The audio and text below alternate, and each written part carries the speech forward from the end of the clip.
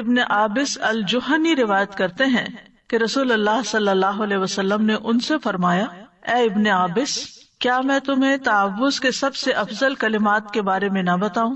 یعنی جن سے کوئی پناہ لے، جن سے تعوذ کرنے والے تعوذ کرتے ہیں، یعنی پناہ لینے والے پناہ لیتے ہیں۔ میں نے عرض کیا، یا رسول اللہ کیوں نہیں؟ تو آپ نے فرمایا، یہ 2 صورتیں ہیں، قل اعوذ برب الفلق اور قل اعوذ برب الناس۔ جو شخص صبح و شام ان کو 3 بار پڑھتا ہے وہ اسے ہر چیز سے کافی ہو جاتی ہیں۔ معاذ بن عبداللہ بن خبیب اپنے والد سے روایت کرتے ہیں، انہوں نے بیان کیا کہ ہم ایک بارش والی سخت اندھیری رات میں نکلے، جبکہ ہم رسول اللہ صلی اللہ علیہ وسلم کو ڈھونڈ رہے تھے کہ وہ ہمیں نماز پڑھائیں۔ آپ دیکھیں کہ جب بادل آ جاتے ہیں اور بارش شروع ہو جاتی ہے تو ہر طرف اندھیرا، اور رات بھی اندھیری ہو تو پھر اندھیرے پر اندھیرا ہو جاتا ہے۔ تو صحابہ پریشان ہوئے کہ تو نماز پڑھانے کا وقت ہے اور نبی صلی اللہ علیہ وسلم کہیں پر بھی نظر نہیں آ رہے، تو کیا ہوا؟ تو وہ اسی بارش میں باہر نکل گئے اور ڈھونڈنے لگ گئے آپ کو۔ تو وہ کہتے ہیں کہ ہم نے آپ کو پا لیا۔ تو آپ نے فرمایا، کیا تم نے نماز پڑھ لی ہے؟ تو میں نے کچھ نہ کہا۔ تو آپ نے فرمایا، کہو، تو میں کچھ نہ بولا۔ آپ نے پھر فرمایا، کہو، تو بھی میں کچھ نہ بولا۔ آپ نے فرمایا، کہو، تو میں نے عرض کیا، اللہ کے رسول صلی اللہ علیہ وسلم میں کیا کہوں؟ آپ نے فرمایا، کہو قل هو اللہ احد، پوری سورت، اور معوذتین یعنی قل اعوذ برب الفلق اور قل اعوذ برب الناس۔ صبح اور شام 3 بار یہ کہو تو ہر چیز سے تمہاری کفایت ہو جائے گی، یعنی تم ہر طرح کے شر سے محفوظ ہو جاؤ گے۔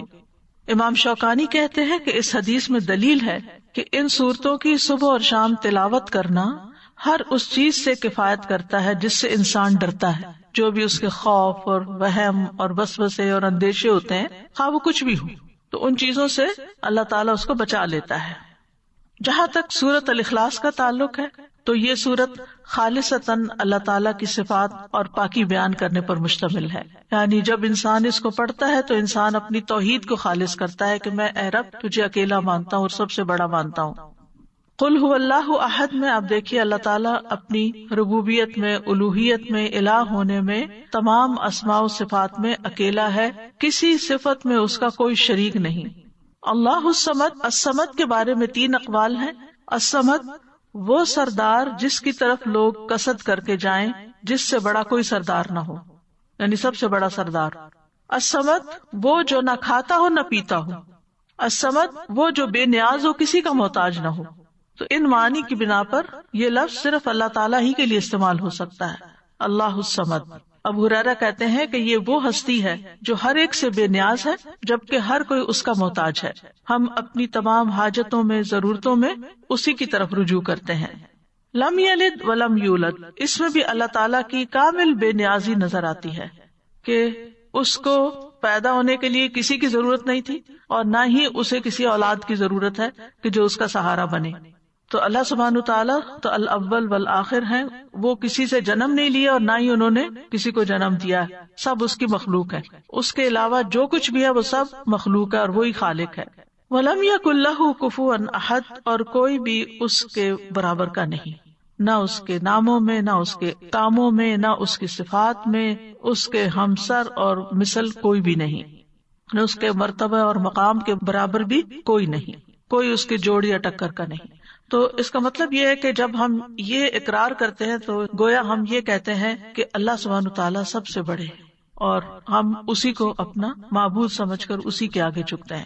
پھر قل اعوذ برب الفلق، یہاں پر اعوذ کا لفظ جو ہے یہ آوازہ سے ہے۔ آوازہ کا معنی ہوتا ہے کسی چیز کے ساتھ اس کے پڑوس اور جوار میں لازم ہو جانا، یعنی کسی کے ساتھ لگ جانا، کسی کا پڑوسی بن جانا۔ جیسے وہ گوشت جو ہڈیوں کے ساتھ چپک جاتا ہے اس سے الگ ہی نہیں ہوتا، اس کو عرب لوگ اوز کہتے ہیں کیونکہ اس نے ہڈی سے مضبوطی پکڑ لی اور اس کے ساتھ چمٹ گیا۔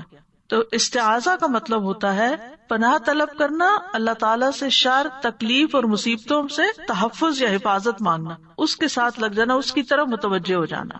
اور استعاذہ میں اللہ سبحانہ تعالیٰ کی تعظیم بجا لاتا ہے انسان، کیونکہ جو پناہ لیتا ہے وہ دراصل خوف میں ہوتا ہے، یعنی جب ہم پناہ لیتے ہیں تو ہمیں اندر ایک خوف ہوتا ہے کہ ہمیں کوئی بچا لے، تو جس سے وہ پناہ طلب کرتا ہے، لیتا ہے، وہ اس کا تحفظ کرتا ہے۔ یعنی جب ہم اللہ تعالیٰ کی پناہ لیتے ہیں تو پھر اللہ تعالیٰ ہمارا بچاؤ کرتے ہیں اور ہماری حفاظت کرتے ہیں اور اس کو دراصل تعظیم کہتے ہیں، یعنی ہم اللہ کو اپنے سے بڑا مان کر اس کی طرف جاتے ہیں، اور یہی تعظیم عبادت ہے۔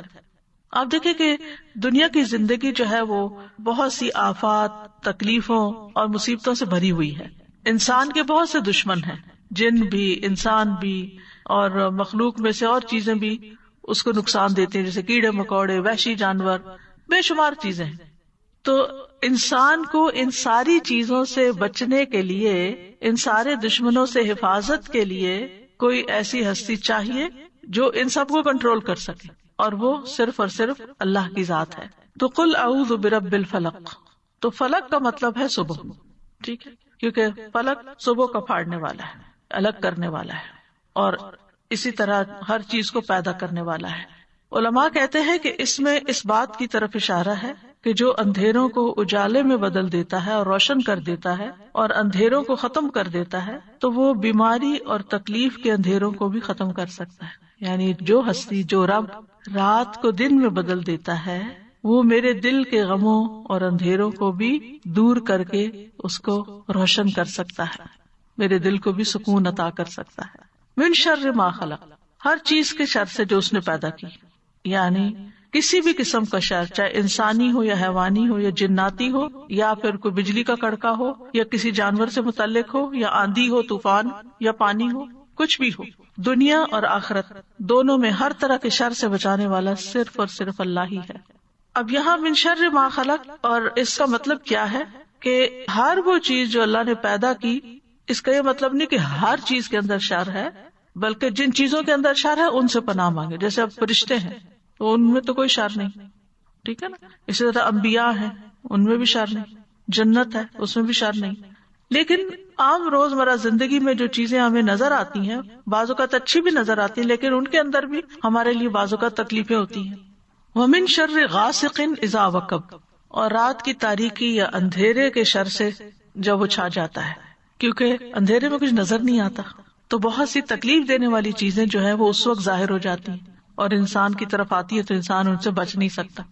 شام کے وقت ہی جنات کا غلبہ بھی ہوتا ہے، چور ڈاکو وغیرہ بھی اسی وقت حملہ آور ہوتے ہیں۔ امام ابن قیم کہتے ہیں کہ رات اندھیرے کا مقام ہے، اور اس اندھیرے میں انسانوں اور جنات کے شیاطین اتنا غلبہ پاتے ہیں جتنا وہ دن کو نہیں پا سکتے، کیونکہ دن نور ہے اور شیطان کا زور اندھیروں میں ہے، اور وہ اندھیرے والی جگہوں میں چلتا ہے، اور ان لوگوں پر اس کا زور چلتا ہے جن کے دلوں میں اندھیرا ہے اور وہ تاریکی والے ہیں، یعنی شیطان انہی کو کنٹرول کر پاتا ہے۔ اسی وجہ سے رات کو جادو کا زیادہ غلبہ ہوتا ہے، رات کو اس کی تاثیر بڑھ جاتی ہے، تو لوگ جو جادو کرتے ہیں وہ رات کے وقت قبرستان جا کے غلط کام کرتے ہیں اور مختلف طرح کی چیزیں دباتے ہیں وہاں۔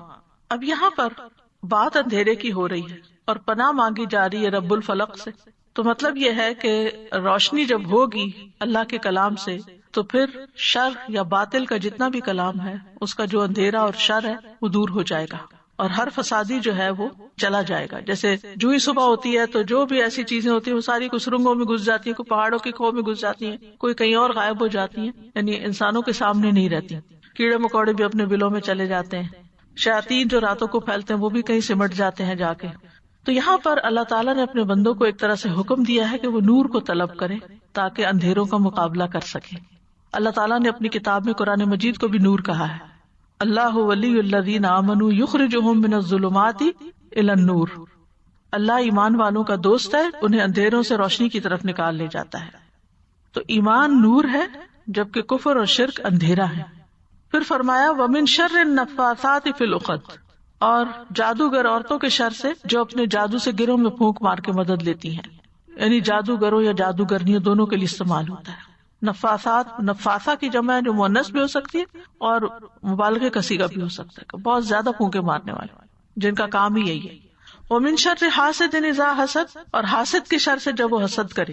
حاسد وہ ہوتا ہے جو دوسرے کی نعمت اور خوشحالی کو نہیں دیکھ سکتا اور اس کے ختم ہونے کی آرزو کرتا ہے، یعنی تمنا کرتا ہے کہ دوسرے سے نعمت ختم ہو جائے۔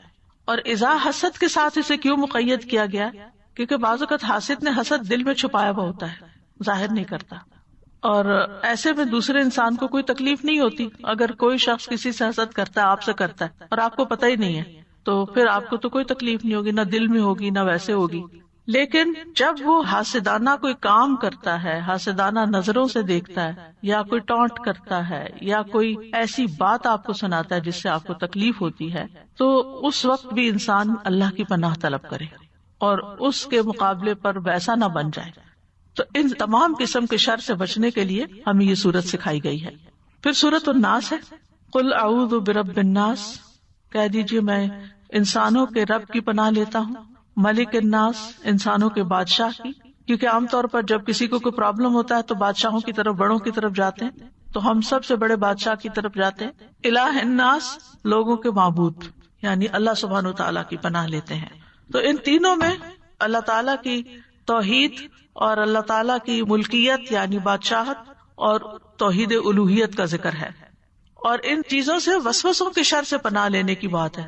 آپ دیکھیں کہ پہلی صورت میں کتنی طرح کے شر تھے، لیکن اس صورت میں صرف وسوسوں کا شر ہے. تو اس سے کیا پتہ چلتا ہے کہ انسان کے سب سے بڑے دشمن اس کے اپنے ہی وسوسے جو اس کے دل میں آتے ہیں، چاہے اس کے اپنے نفس کی طرف سے آتے ہیں، کسی انسان کی طرف سے آتے ہیں، یا کسی شیطان کی طرف سے آتے ہیں. یہ جتنے نیگیٹو تھاٹس ہوتے ہیں جن کی کوئی بنیاد ہی نہیں ہوتی، کوئی اصل ہی نہیں ہوتی، یہ سب وسوسوں ہی کی شکل ہوتی ہے. یعنی کوئی ایک ایسی تکلیف دہ بات دل میں آ گئی، پھر ادھر سوچ کے اس سے انسان باہر نہیں نکل پاتا. اس کو بریک کرنا ضروری ہوتا ہے، اور اس کے لیے سب سے اہم ترین چیز ہے اللہ تعالیٰ کی پناہ لینا، اللہ سے مدد مانگنا. اور پھر شیطان کا وسوسہ کیا ہے کہ وہ لوگوں کے دل میں برا خیال ڈالتا ہے، اور بعض اوقات وہ شر یہ ہوتا ہے کہ انسان کو برائی کو خوبصورت بنا کے پیش کرتا ہے، اور انسان اس کے جال میں آ جاتا ہے. یعنی چیز خراب ہے، غلط ہے، لیکن وہ اس کو اتنا خوبصورت بنا کے پیش کرے گا کہ انسان بھول ہی جاتا ہے کہ مجھے اس کام سے روکا گیا، مجھے یہ کرنا نہیں چاہیے، لیکن وہ اس کو اتنا اٹریکٹیو بنا دیتا ہے کہ انسان اس کے پیچھے چل پڑتا ہے، اور بعض اوقات اپنا مال، اپنا وقت، اپنی بہت ساری چیزیں اس کے پیچھے لگا کے ضائع کر دیتا ہے. تو یاد رکھیے کہ جو وسوسہ ڈالتا ہے اس کا طریقہ یہ ہے کہ وہ آتا ہے، خیال ڈال کے چلا جاتا ہے، پھر دیکھتا ہے کہ یہ ذرا بھولنے لگا، پھر دوبارہ آ جاتا ہے. پھر اسی لیے فرمایا کہ وسواس الخناس، جو پلٹ پلٹ کے آتا ہے، یعنی انسان کو چھوڑتا ہے ہی نہیں. انسان اور شیطان کی یہ جنگ جو ہے یہ مرتے دم تک ہے. جب انسان کی موت آتی ہے تو اس وقت بھی وہ آ کے دل میں برے خیال ڈالتا ہے کہ تم کیسے کہتے ہو رب رحمان ہے جب تم کو اتنی تکلیف میں ہو، ایسی بیماری میں ہو، اور انسان کو پاگل کر دیتا ہے برے خیالات ڈال ڈال کے اس کے. کیونکہ جب اسپرٹ لو ہوتی ہے نا، جب انسان فزیکلی ویک ہوتا ہے تو وسوسوں کی بھرمار بھی اور آ جاتی ہے. جب انسان ہیلدی ہوتا ہے، جب انسان کی کمپنی اچھی ہوتی ہے، جب انسان کا قرآن کے ساتھ تعلق ہوتا ہے، تو یہ سارا اس کے لیے قلعہ بن جاتا ہے. کل جیسے میں نے ذکر کے فائدے بتائے تھے کہ وہ ہمارے لیے قلعے کی طرح کام کرتے ہیں. جب ہم اس قلعے میں ہوتے ہیں، فورٹ میں ہوتے ہیں، تو شیطان اس کے اندر نہیں آ پاتا، اسے بہت مشکل پڑتی ہے. لیکن جب ہم ان اذکار کو نہیں کرتے، یہ صورتیں نہیں پڑھتے، تو پھر کیا ہوتا ہے؟ شیطان کو خوب موقع مل جاتا ہے حملہ آور ہونے کا. اس صورت سے ایک بات اور پتہ چلتی ہے کہ شیاطین جنوں میں سے بھی ہوتے ہیں اور انسانوں میں سے بھی ہوتے ہیں. یعنی بعض اوقات تو آپ ہی کے دوستوں کے روپ میں ہوتے ہیں، انسانوں کی شکل میں ہوتے ہیں، آپ کے قریبی عزیز پیاروں کی شکل میں ہوتے ہیں، جو آپ کے دل میں ایسی باتیں ڈالتے رہتے ہیں یا آپ کے کانوں میں ایسی باتیں ڈالتے رہتے ہیں. تو من الجنۃ والناس، تو ان دو صورتوں کے ساتھ پناہ طلب کرتے رہنا چاہیے. ابن قیم رحمہ اللہ کہتے ہیں کہ بندے کو ان دو صورتوں کے ساتھ تعوذ اور پناہ طلب کرنے کی ضرورت سانس لینے، کھانے پینے اور لباس پہننے سے بھی زیادہ ہے. یہ تین کام ہیں جو ہم روز کرتے ہیں نا. ہر وقت ہم سانس لیتے ہیں، ہر وقت ہمیں لباس چاہیے ہوتا ہے، اور پھر کھانے پینے کے بغیر بھی گزارا نہیں. تو وہ کہتے ہیں کہ اس سے بھی زیادہ انسان کو ضرورت ہے کہ وہ ان صورتوں کو پڑھے تاکہ وہ شر سے بچا رہے. سورۃ الفلق جو ہے یہ بیرونی تکلیف دہ چیزوں جو ظاہر میں نظر آتی ہیں ان سے بچنے کے لیے ہے، اور الناس اندرونی شر اور تکلیفوں سے بچنے کے لیے ہے. کیونکہ شیطان بھی چھپ کے وسوسہ ڈالتا، پتہ ہی نہیں چلتا، اور ہمارے نفس کے اندر سے جو خیالات اٹھتے وہ بھی نہیں پتہ چلتے. تو ہمیں ہر حال میں اللہ تعالیٰ کی پناہ لیتے رہنا چاہیے. استاذہ یہ واقعی سچی بات ہے کہ یہ جو سورۃ الناس ہے یہ ایک چیز کو فوکس کیا ہوا ہے، وسوسوں کو. اور آج کل ہم دیکھتے ہیں کہ بہت سارے لوگ ان کی وجہ سے دین اور دنیا دونوں سے گئے ہوئے ہیں. ابھی کچھ ینگ بچیوں سے میری ملاقات ہوئی، ٹین ایجرز تھی، تو وہ مجھے بتا رہی تھی کہ اسکول میں کچھ لڑکیاں ہیں جو یوٹیوب دیکھ کر مطلب کہتی ہیں کہ ہم دین کو ایکسپٹ نہیں کرتے، تو وہ ہمارے ساتھ بحث کر رہی تھی اور ہم ان کو ایکسپلین کر رہے تھے کہ اسلام میں یہ نہیں ہے جو تم کہہ رہی ہو، یہ نہیں ہے جو تم کہہ رہی ہو، تم غلط سوچ رہی ہو. پھر کہتی ہیں کہ ہم نے دیکھا کہ وہ دوسری لڑکیوں کے پاس جا کے وہی شک اور شبے والی باتیں کر رہی ہیں. تو انہوں نے کہا کہ جب ہم نے یہ دیکھا کہ ہم اس کو روک نہیں سک رہے تو ہم نے جا کے ان لڑکیوں کو بتا دیا beware of this girl, کہ یہ جو ہے یہ اچھی باتیں نہیں کر رہی، اس کا کنفیوژن ہے، اس کو ہمارے اس دین میں کوئی کنفیوژن نہیں. اور ماشاءاللہ مجھے اتنی خوشی ہوئی کہ ایٹ لیسٹ ان کو یہ پتا ہے کہ اب میں ان کو روک نہیں سکتی تو ان کو پروٹیکٹ کر لوں. الحمدللہ. اور اگر یہ ہمارے بچے یہ صورتیں یاد کر کے صبح شام پڑھنے والے ہوں تو جو مرضی کوئی باتیں کریں ان پہ اثر نہیں کریں گے، محفوظ رہیں گے. استاذہ جی جیسے آپ نے کہا کھانے پینے، سانس لینے اور لباس پہننے، یعنی ایوری ڈے کا ڈیلی ورک، تو ہم اپنے بچے کو کھانا کھلانے کے لیے کتنی جد و جہد کرتے ہیں، اس کو بٹھا کے کیا کیا کہانیاں سنا رہے ہیں، منہ بنا رہے ہیں، تحفے دے رہے ہیں اس کو تاکہ وہ خوش ہو جائے. کیا کبھی ایز اے مدر ہم لوگوں نے اس کو یہ وائٹامن دینے کی کوشش کی کہ یہ 3 بیٹا یہ پڑھ لو، اور میک شور کیا کہ وہ پڑھ رہا ہے کہ نہیں پڑھ رہا، اور اس کو سکھایا بھی ہے یا نہیں سکھایا، اور صبح اٹھتے ہی اس کے ساتھ پیار سے جو رائمز کرتے ہیں، پوئٹریز کرتے ہیں، وائی ناٹ یہ تینوں صورتیں اس کے ساتھ یہ پڑھنا شروع کر دیں ایٹ دا ایج اس آف. کی ہیبٹ بن جائے. بچہ جو 6 مہینے کا ہے وہ سب سمجھ رہا ہے، میں نے دیکھا، اور وہ سن رہا ہے، وہ سلام اور اپنا نام سمجھنے لگا ہے. تو اس کا مطلب آپ نے اس کے ساتھ اگر یہ 3 صورتیں صبح میں پہلی دفعہ ہی پڑھ لی یا دودھ پلاتے پلاتے سنا دی تو انشاءاللہ تعالیٰ ایج آف 2 تو یہ بولنا شروع کر دے گا، یہ والی بات. السلام علیکم استاذہ جی. جیسے آپ نے یہ بتایا پڑھنے کے لیے، واقعی یہ بہت بہت زوردار چیز ہے. میں نے اپنے بچوں کو بتایا ہوا ہے کہ یہ رات میں پڑھ کے جھاڑ کے سویا کرو ہر صورت میں نا. تو جو بیٹا میرا جہاں رہتا تھا نا یہ پڑھائی کر رہا ہے وہاں پہ، تو وہ وہاں پہ ایک صاحبہ ہیں جو ہر وقت کہتی ہیں کہ آؤ میرے ساتھ قرآن پڑھو. بہت لوگ اٹیچ ہو گئے ان سے نا، لیکن وہ یہ والی بات ہر وقت کہتی ہیں، وسوسہ ڈالتی کہ سنتوں کا کوئی ذکر نہیں ہے، کچھ بھی نہیں ہے، اور یہ قرآن اللہ کے ہاں سے آیا. تو وہ میرا بیٹا ہمیشہ ہی کہتا ہے وہی بات کہ انسان بھی وسوسے ڈالتے ہیں، میرا دل نہیں مانتا. تو مجھے لگتا ہے قل اللہ قل اعوذ برب الفلق، اس سے بچتے ہیں نہیں بچے ماشاءاللہ سے. میرا سوال یہ تھا کہ جو اس میں ہے کہ ہم گروہ میں پھونک مارنے والیاں، اس کا مجھے ہمیشہ ہی کنفیوژن رہتا ہے کہ لائک پھونک مارنے والا، جیسے ہم بھی تو پڑھ کے اپنے اوپر پھونکتے ہیں، تو مجھے تھوڑی سی جی ہم اللہ کا کلام پڑھ کے اپنے ہاتھوں پہ پھونک کے پھر ان ہاتھوں کو اپنے سارے جسم پر پھیر کے جھاڑ دیتے ہیں. تو اسی طرح جو لوگ جادو کرتے ہیں وہ جادو کے کلمات پڑھتے ہیں، شیطانوں کو پکارتے ہیں، اور جو ان کا مطلوب ہوتا ہے اس سے متعلق لفظ بولتے ہیں. جیسے نام لیں گے فلان قتل شد، فلان قتل شد، فلان قتل شد مثلا، یا ان کی طلاق ہو جائے، طلاق طلاق طلاق، وہ بولتے ہیں اور پھر اس کو ایسے کر کے پھر اس کو گرہ لگا دیتے ہیں. یعنی اس قسم کے، یہ میں مثال دے رہی ہوں، ٹھیک ہے. بعض لوگ تالے پہ پڑھ کے اس کو لاک لگا دیتے ہیں. جی سوئیاں بھی آپ نے دیکھی ہوں گی، شکل بناتے ہیں، گڑیا بنا لیتے ہیں اور اس کے اوپر سوئیاں چبھوتے ہیں. وہ تصور میں اس شخص کو بناتے ہیں کہ یہ فلاں ہے، امیجن کرتے ہیں.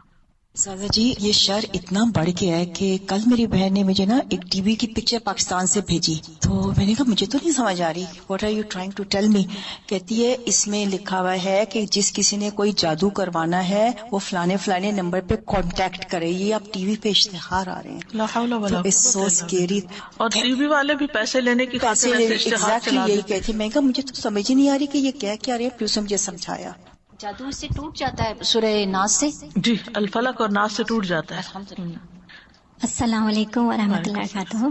استاذہ جیسے کبھی کوئی بولتا ہے نا کہ آپ ہے نا دم کروائیں کسی سے، اور پھر آپ کے ہے نا ہسبینڈ اگینسٹ ہوتے ہیں اس کے، تو پھر اس میں ہمیں کیا کرنا ہے؟ آپ کو لگتا ہے واقعی آپ کی صحت طبیعت بہت خراب ہو رہی ہے، گر رہی ہے، آپ کے اوپر اثرات ہیں، یا جادو کسی نے کیا ہے، کوئی میڈیسن آپ کو سوٹ نہیں ہو رہی، تو پھر اس میں کیا کرنا ہے؟ علاج کروانا انسان کا بنیادی حق ہے.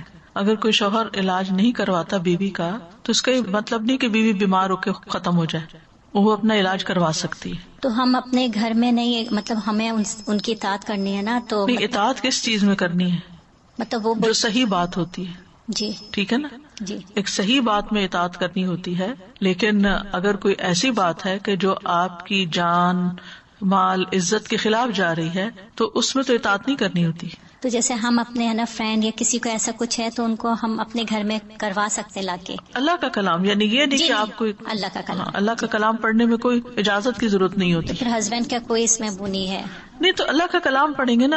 دیکھیں یہ ایسے ہی ہے, کچھ ہسبینڈ کو نماز پڑھنے پہ بھی اعتراض ہوتا ہے, شاید آپ نے بھی سنا, مجھے کئی خواتین نے بتایا کہ ہمارے ہسبینڈ کہتے ہیں میرے سامنے نماز ہی نہیں پڑھو, تو وہ آ جائیں تو گھر میں فساد ہو جاتا ہے اگر وہ مجھے نماز پڑھتے دیکھ لیں. اب اس کا کیا مطلب ہے کہ عورت نماز چھوڑ دے گی؟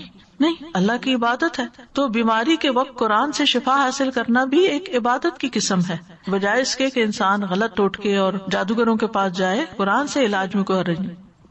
ایک تو یہ کہ یعنی لیٹس بی ویئر, صرف پاکستان میں ٹی وی پہ ایڈ نہیں آ رہے, یہاں پر بھی سوشل میڈیا پر باقاعدہ بہت سارے ایڈز اسی طرح کے آ رہے ہیں. اور وہ جو ٹپکل پاکستان میں پڑھا کرتے تھے کہ محبوب آپ کے قدموں میں اور سارے مسائل حل اور دس دیٹ, تو وہ سارے کلیمز کے ساتھ یہاں کے جو اردو نیوز پیپرز ہیں اس میں بھی یہ بڑے بڑے ایڈز آ رہے ہیں. اور to my surprise I felt کہ یہ اس طرح کے آؤٹ ڈیٹڈ چیزیں ہیں اور کم یہاں پہ ہوں گے تو شاید نیٹ پہ تھرائیو نہ کریں, لیکن they are thriving on the net. جہاں جہاں ساری چیزیں سوشل میڈیا پہ آ رہی ہیں یہ سب چیزیں بھی خرافات آ رہی ہیں. اللہ تعالیٰ ہم سب کو بچائے. دوسرا ایک چیز استاذہ جی مجھے خیال آ رہا تھا, ویری کلیئرلی آئی ریکال کہ یہ ایک فیملی میں میرے اپنے نظروں کے سامنے ہوا کہ ایک طرح سے صحیح العقیدہ سیمنگلی کوئی مولانا صاحب امام صاحب تھے, کچھ پیرنٹس نے اپنی اولاد کی کسی ایشو کے لیے ان کو گھر بلایا اپنے, اس اولاد کے اوپر جیسے دم کراتے ہیں نا راقی یا کوئی اس طرح کا, تو وہ انہوں نے کہا کہ اس اولاد کی قد کے برابر دھاگا لائیں. وہ 3 دفعہ وہ قد کے برابر کا دھاگا ریپ کر کے اس کے اندر وہ قرآن ہی سے کچھ پڑھتے رہے اور ملٹیپل نوٹس باندھتے رہے, اور پھر انہوں نے کہا کہ اس دھاگے کو ان پہ اس طرح یعنی جسم کے اس حصے پر باندھ دیا جائے. بالکل کلیئرلی بات تھی نا, کیونکہ فوراً اس وقت یہ سورہ فلق کی ذہن میں آئی کہ یہ کیوں گرے باندھ رہے ہیں. یہ جادو ہی کی قسم ہے. نوٹ لگا کے پڑھنا, چاہے آپ سورت ہی پڑھ رہے ہوں, یہ درست نہیں, محتاط رہیں. ایگزیکٹلی, کیونکہ کہنے کو کوئی نہیں کہے گا کہ یہ جادو ہے, وہ تو کہیں گے نہیں نہیں یہ تو امام صاحب فلاں مسجد سے ہم لائے ہیں اینڈ دس دیٹ. لیکن we have to be very careful کہ یہ اس طرح کے حضرات بھی کر رہے ہیں. بالکل, پھونک مارنا درست ہے, نوٹ لگانا درست نہیں ہے. پانی پہ بھی دم کر سکتے ہیں, لیکن پانی دم کرتے ہوئے یوں گلاس کے بیچ میں پھونک نہیں مارتے, اس سے منع کیا گیا. نبی صلی اللہ علیہ وسلم نے غذا کے اندر پھونک مارنے سے منع کیا ہے, یعنی کہ سامنے سے ایسے بس. یا پھر یہ کہ جو متاثرہ حصہ ہے, مثلا وسوسے آتے ہیں تو نماز میں بھی آپ اعوذ باللہ السمیع العلیم من الشیطان الرجیم من ہمزہ ونفخہ ونفثہ پڑھ کر تو اپنے دل کی طرف تھتکاریں. نماز میں بھی آپ پھونک مار سکتے ہیں اپنے اوپر. پھر ایک اور دعا ہے, بسم اللہ الذی لا یضر مع اسمہ شیء فی الارض ولا فی السماء وہو السمیع العلیم. اللہ کے نام سے, وہ ذات جس کے نام کے ساتھ کوئی چیز زمین میں اور آسمان میں نقصان نہیں دے سکتی, اور وہ بہت سننے والا بہت جاننے والا ہے. یہ ایک بہت ہی خوبصورت دعا ہے جو ناگہانی آفات سے بچنے کے لیے صبح و شام پڑھنے کے لیے کہا گیا ہے. سنن نبی داؤد میں ہے, عثمان بن عفان رضی اللہ عنہ کہتے ہیں, میں نے رسول اللہ صلی اللہ علیہ وسلم سے سنا, آپ فرماتے تھے جس نے شام کو 3 بار یہ دعا پڑھ لی اسے صبح تک کوئی اچانک مصیبت نہیں آئے گی. یہی دعا بسم اللہ الذی لا یضر آخر تک. اور جس نے صبح کے وقت یہ دعا 3 بار پڑھ لی اسے شام تک کوئی اچانک مصیبت نہیں آئے گی. راوی کہتے ہیں کہ اس حدیث کو روایت کرنے والے ابان بن عثمان کو فالج ہو گیا. ابان حضرت عثمان کے بیٹے تھے. تو جو حدیث سن رہا تھا وہ بڑا حیران ہوا اور ان کو حیرانی سے دیکھنے لگا, اور جو فالج زیادہ حصہ ہوگا خاص طور پہ اس کو کہ بھئی یہ کیا ہے, پھر تم کہتے ہو کہ اچانک مصیبت نہیں آئے گی, یعنی اچانک کوئی بیماری نہیں آئے گی, اچانک کوئی شر نہیں آئے گا, تو پھر یہ فالج کیسے ہو گیا؟ انہوں نے کہا کیا ہوا, مجھے کیا دیکھتے ہو؟ اللہ کی قسم میں نے عثمان رضی اللہ عنہ پر جھوٹ نہیں بولا کہ ان کے ریفرنس سے میں نے بات کی ہے کہ انہوں نے مجھے بتایا, اور نہ ہی عثمان رضی اللہ عنہ نے نبی صلی اللہ علیہ وسلم پر جھوٹ بولا. لیکن جس دن مجھے یہ فالج ہوا اس دن میں غصے میں تھا اور یہ کلمات پڑھنا بھول گیا تھا. تو اس سے یہ پتہ چلتا ہے کہ اگر آپ چھوڑ دیتے ہیں ایک دن بھی تو نقصان ہو سکتا, نہ بھی ہو, ضروری بھی نہیں, لیکن موسٹ پروبیبلی کوئی مصیبت آ بھی سکتی ہے. یعنی جب تقدیر نے نافذ ہونا ہو تو انسان بھول بھی جاتا ہے. تو بسم اللہ, اللہ کے نام کے ساتھ پناہ لیتا ہوں. لا یضر مع اسمہ شیء فی الارض, یعنی اللہ کا نام لینے سے کوئی چیز زمین میں نقصان نہیں دیتی. یعنی جو اللہ کے نام کو اپنے ساتھ رکھتا ہے, اللہ کے نام کا ورد کرتا رہتا ہے, اپنے لیے لازم کرتا ہے, اس کو کوئی چیز نقصان نہیں دیتی. یعنی اللہ کے نام کی برکت کی وجہ سے کوئی چیز نقصان نہیں پہنچا سکتی, نہ زمین میں نہ آسمان میں. زمین میں تو بہت ساری طرح طرح کی مصیبتیں, اور آسمان سے یعنی اوپر بلندی سے بارش اتر سکتی ہے، زیادہ برف پڑ سکتی ہے، اولے پڑ سکتے ہیں، بجلی کڑک کے گر سکتی ہے، یعنی کوئی بھی چیز اوپر سے اچانک آ سکتی، یا ہوا کوئی چیز اڑا کے آپ کے اوپر لا کے گرا سکتی، اینی تھنگ. تو نہ اوپر سے نہ نیچے سے کوئی چیز نقصان نہیں دیتی. وَهُوَ السَّمِيعُ الْعَلِيمُ، اور وہ ہر چیز کو سننے والا، سارے اقوال کو اور سارے افعال ہمارے خوب جاننے والا ہے. تو یہ دعا ان اذکار میں سے ہے جن کی ہر مسلمان کو صبح و شام پابندی کرنی چاہیے، تاکہ اللہ کے حکم سے اچانک پہنچنے والی مصیبتوں، بلاؤں اور تکلیفوں اور نقصان سے انسان محفوظ رہ سکے. امام قرطبی کہتے ہیں کہ یہ حدیث صحیح ہے، صادق و امین صلی اللہ علیہ وسلم کی ہے. اس پر ہمیں دلیل اور تجربے ہر دو طرح سے اطمینان ہے. دلیل تو یہ ہے کہ یہ ثابت صحیح حدیث ہے، اور تجربہ ایکسپیرینس بھی کیا انہوں نے. وہ کہتے ہیں کہ جب سے میں نے یہ روایت سنی تھی تو میں پابندی سے اس کو پڑھتا تھا. پھر جب مجھ سے چھوٹ گئی تو مدینہ میں ایک رات مجھے بچھو نے کاٹ لیا. جب میں نے خوب سوچ بچار کی تو مجھے یاد آیا کہ میں نے یہ کلمات نہیں پڑھے تھے. تو یاد رکھیے کہ اس میں اصل جو حفاظت کا سبب ہے وہ اللہ کا نام ہے. بسم اللہ الذی لا یضر، اللہ کا نام لیا جائے تو کوئی چیز نقصان نہیں دیتی. اس لیے ہمیں کھانا کھاتے ہوئے، پانی پیتے ہوئے، اب آپ دیکھیں اکثر ہم سنتے اور پڑھتے اور دیکھتے رہتے ہیں کہ ہر دوسرا بندہ یہ بات کر رہا ہوتا ہے کہ اب یہ پانی میں کلورین ہے، تو فلاں فوڈ میں کیمیکلز ہیں، تو ویجیٹیبلز کھائیں تو ان کے اندر بھی بہت سے وہ جس طرح گرو کی جاتی ہیں ان میں پتہ نہیں کیا کچھ ہے. اگر آپ گوشت کھاتے ہیں تو اس کے اپنے نقصان ہیں. یعنی کوئی چیز مجھے لگتا نہیں کہ حلال طیب کی فل کیٹیگری میں آتی ہو. ہر چیز کے اندر کچھ نہ، پھر انسان کہاں جائے؟ کسی اور پلانٹ پہ تو نہیں جا سکتا. اگر آپ یہ کہیں نا کہ آپ یہاں سے کسی ولیج میں چلے جائیں تو ولیج میں جو اگایا جاتا ہے وہ کھادیں ڈال رہے ہیں، طرح طرح کے کیمیکل ڈال رہے ہیں، اسپرے کر رہے ہیں. ہاں زیادہ سے زیادہ یہ ہو سکتا ہے کہ آپ کا کچن گارڈن ہو، لیکن اس میں بھی جو سوائل آپ لا کے ڈالیں گے آلریڈی اس کے اندر کچھ پیسٹی سائڈز ہوں گے. ٹھیک ہے نا؟ تو اس لیے کوئی بھی چیز بچی ہوئی نہیں ہے. اب پھر کریں کیا؟ جو کھائیں پیئیں اس پر اللہ کا نام لے لیں. اور اگر کسی چیز کے بارے میں زیادہ شک ہو تو پوری دعا پڑھ لیں، بسم اللہ الذی لا یضر مع اسمہ شیء فی الارض ولا فی السماء وهو السمیع العلیم. خاص طور پہ اگر کوئی دوائی وغیرہ کھا رہے ہیں یا کوئی انجیکشن لگا رہے ہو کہ آپ کو اس کے سائڈ افیکٹس کا خوف ہے، یا آپ سرجری کے لیے جا رہے ہوں، مطلب کوئی بھی چیز جس سے آپ کو ایک خوف ہے، خطرہ ہے، وہم ہے، تو آپ اس سے بچنے کے لیے یہ دعا پڑھ لیں. میٹھا پسند ہے تو اسے کھاتے ہوئے بھی پڑھ لیا کریں. اور ویسے بھی اگر ہم بسم اللہ پڑھ لیتے ہیں نا، جس چیز پہ بسم اللہ پڑھ لیتے ہیں اس کے اندر برکت ہو جاتی ہے، اور برکت ہونے کا مطلب ہے اس کی خیر نصیب ہوتی ہے، اللہ شر سے بچا لیتے ہیں. جابر بن عبداللہ کہتے ہیں کہ رسول اللہ صلی اللہ علیہ وسلم نے فرمایا، جب تم رات کو کتے کے بھونکنے یا گدھے کے ہینگنے کی آواز سنو تو اللہ کی پناہ طلب کیا کرو، اعوذ باللہ پڑھا کرو، کیونکہ جو کچھ وہ دیکھتے ہیں تم نہیں دیکھتے. جب لوگ سو جاتے ہیں تو باہر نہ نکلا کرو، کیونکہ اللہ عز و جل رات کے وقت اپنی مخلوق میں سے جس کو چاہتا ہے پھیلا دیتا ہے. اور اللہ کا نام لے کر دروازے بند کیا کرو، یعنی اپنے کمرے کا دروازہ بند کر رہے ہو یا گھر کا بند کر رہے ہو، بسم اللہ پڑھ کے کیا کریں، کیونکہ شیطان وہ دروازہ نہیں کھولتا جسے اللہ کا نام لے کر بند کیا گیا ہو. اور مشکوں کو تسمے سے باندھ دو. پہلے زمانے میں وہ لیدر بیگز میں پانی ڈال کے تو وہ درختوں کے ساتھ یا کسی چیز کے ساتھ لٹکا دیتے تھے تاکہ ہوا لگتی رہے، پانی ٹھنڈا رہے. تو اس کو آگے سے پھر باندھ کے تسمے سے تب لٹکاتے تھے، یا رکھتے بھی تھے، ظاہر ہے وہ کہیں بھی رکھے تو پانی نکلے گا. تو جب اس کا منہ بند کریں، بوتل کا ڈھکن بند کریں، فریج بند کریں، بسم اللہ پڑھ لیں. مٹکوں کو ڈھانپ دو، یعنی جس میں سے پانی لے کے پیتے ہو. برتنوں کو اوندھا کر دو، کھلے برتن نہیں چھوڑو. یہ حفاظت کے سارے طریقے ہمارے دین نے ہمیں سکھائے، اور اللہ سے بڑھ کر کون جانتا ہے، جس نے وحی کے ذریعے نبی صلی اللہ علیہ وسلم کو یہ ساری باتیں سکھائی اور پھر آپ نے ہم تک یہ پہنچائی. تو ہمارا دین کتنا خوبصورت دین ہے کہ جس میں صرف دین اور آخرت نہیں بلکہ دنیا میں رہنے کے طریقے بھی سکھائے اور دنیا میں حفاظت کے ساتھ رہنے کے طریقے بتا دیے.